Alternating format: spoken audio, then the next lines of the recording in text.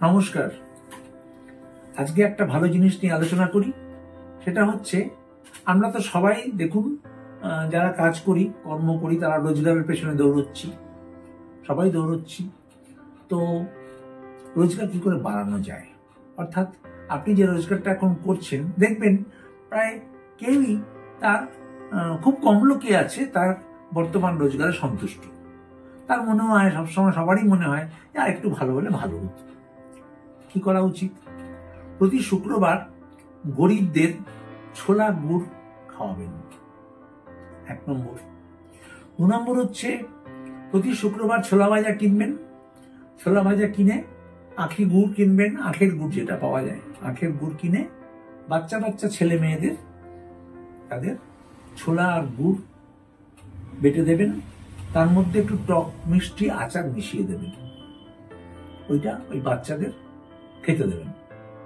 ভালো জিনিস, তারা খুব আনন্দ করে খাবে।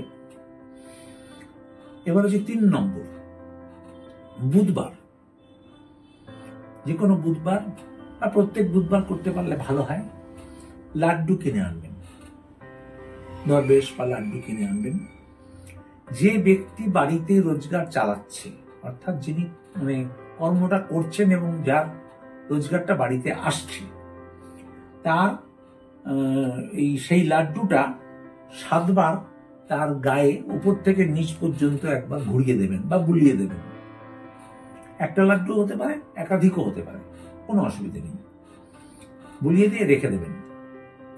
তার পরদিন সূর্য ওঠার আগে ওই পরিবারের যে কোনো এক ব্যক্তি ওই লাড্ডুটা বা লাড্ডুগুলো নিয়ে রাস্তায় গিয়ে সাদা গরু দেখলে তাকে খাইয়ে দেবেন।